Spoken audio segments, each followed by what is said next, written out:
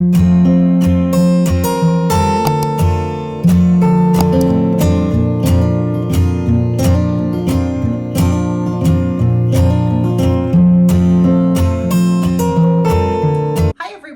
back to Tony Renee at Home. Today I'm going to show you what we're having for dinner. We're going to do two recipes. I have a chuck wagon stew that we're going to make, and I've made my Dutch oven bread in another video, but I'm going to make it again today to go with the stew. So I'm just going to take you back through that again.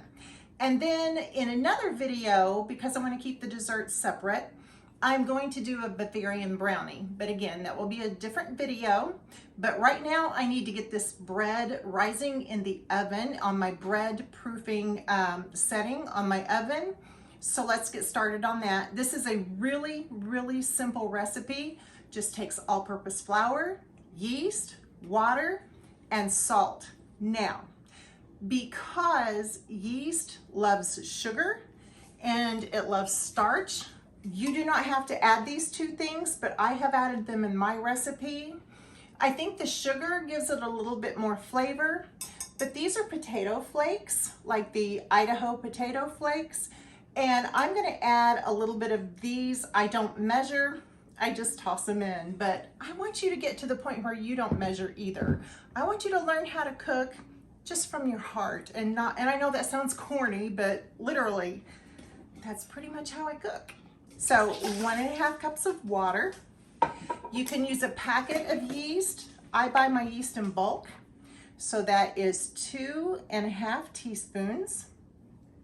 Your water is warm, 2.25 teaspoons, sorry. That's probably not 2.25. It's 2, but that's probably not 1/4. I'm not a big stickler when it comes to that. I am going to add, again, just a couple of tablespoons of this. I forgot what I was saying. Honey, what was I saying?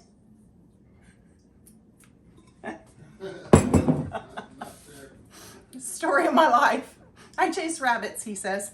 I'm going to get some sugar to add in this. I didn't bring that over here.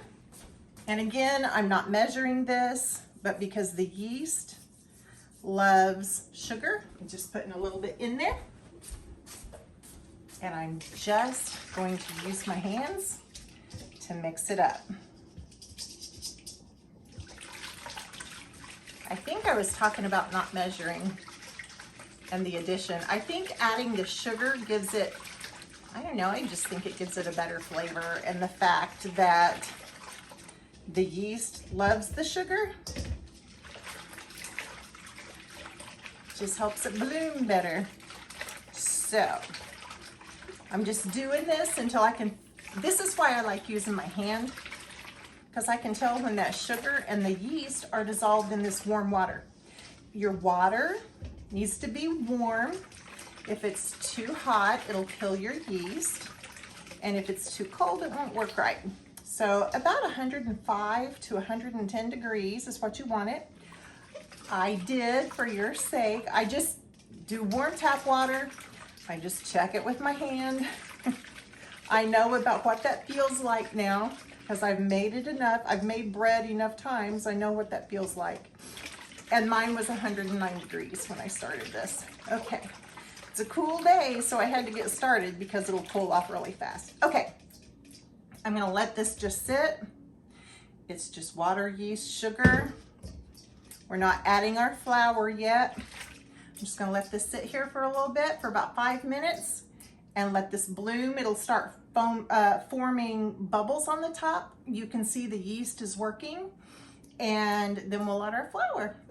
I forgot to add my salt.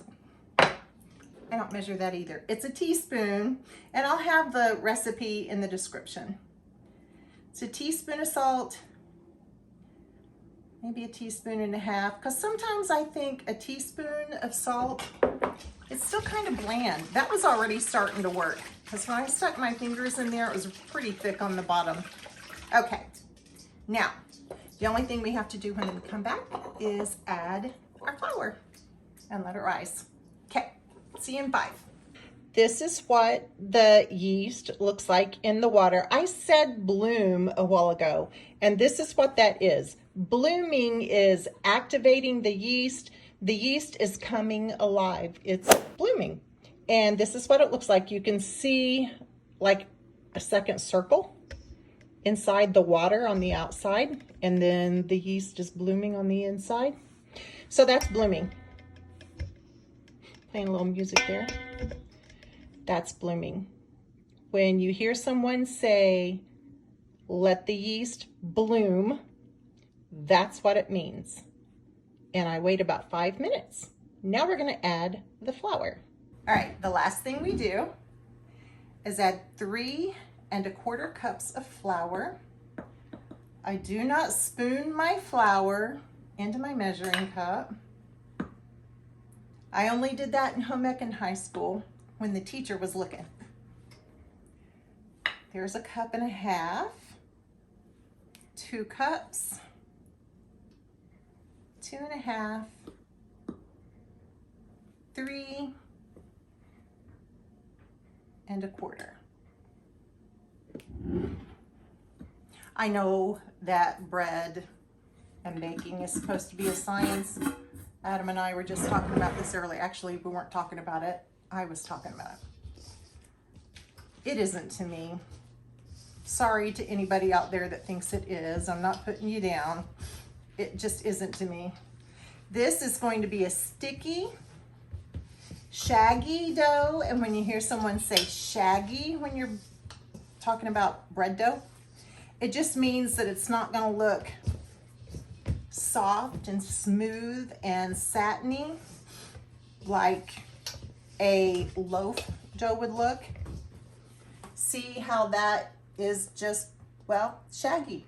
It's not smooth or elastic or anything. And that's it. That's all you do to make this bread. This is one of my favorite breads to make. I make it, I don't know if I would say a lot, but it is one of our favorites because it's so stinking easy. Okay, the last thing, well, not the last thing. The next thing you have to do is we're gonna cover it. And I had mentioned that I have my bread proofing setting on my oven going.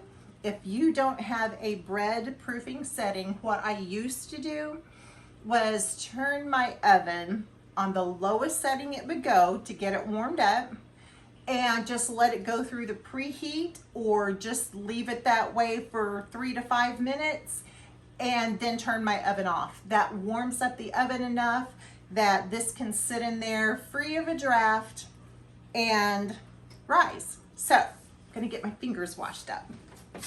Okay, I'm just gonna cover it with a tea towel. You can cover it with plastic wrap if you don't have a towel big enough to cover your bowl, and it's going in the oven.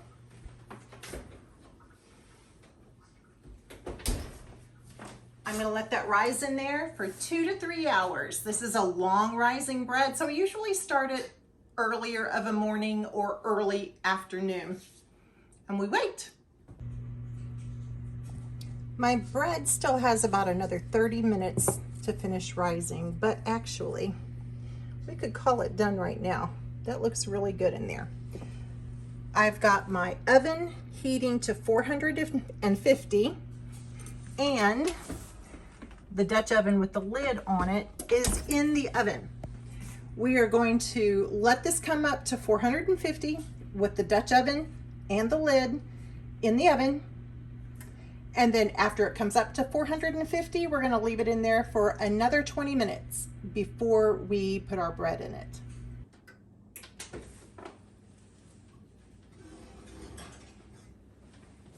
Okay, this is good and hot.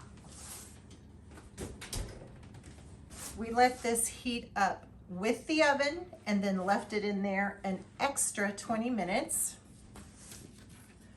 I am going to, I've got a piece of parchment paper here.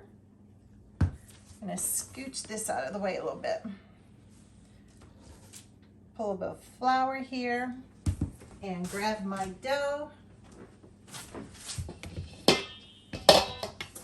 Rose really well, really, really well. I have got a curved scraper. If you don't have one, that's fine. Use your fingers. We're gonna pull this away from the bowl. It's still very sticky. And we're going to drop it out here on the parchment paper. This is the easiest bread you will ever make. Now I usually fix this in my round Dutch oven, but that's what my stew is in. So I'm gonna have to use my French oven. I'm just gonna kind of shape it into a loaf because a French oven is oblong instead of round. Get it into the middle here.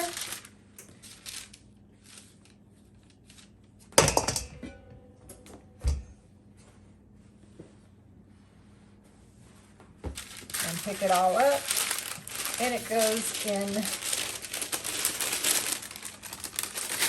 your oven, your little pot. Dutch oven, French oven, whatever you have. Parchment paper and everything. Lid goes back on, and it goes back in the oven for 35 minutes. Still at 450.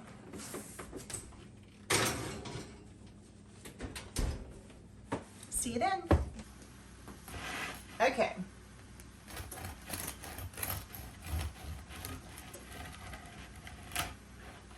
This is a very crusty bread.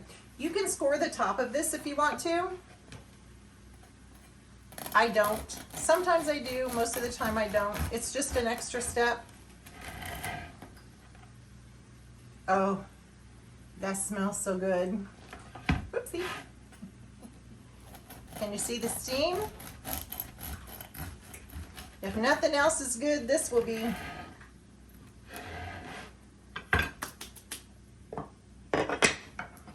This is my favorite piece. It's my favorite piece. I know. You'll have to cut the other end.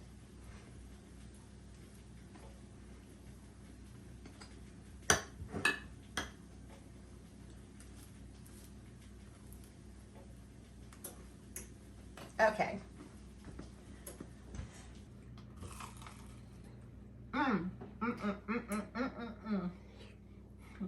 This is still my favorite. I love this bread.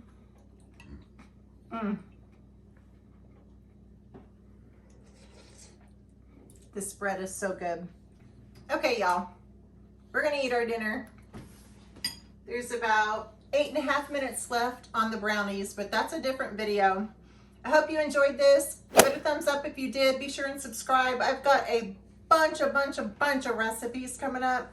I've got some canning to do. So be sure you hit the subscribe button and ring the bell notification so you know when those come out. And I will see you next time. God bless.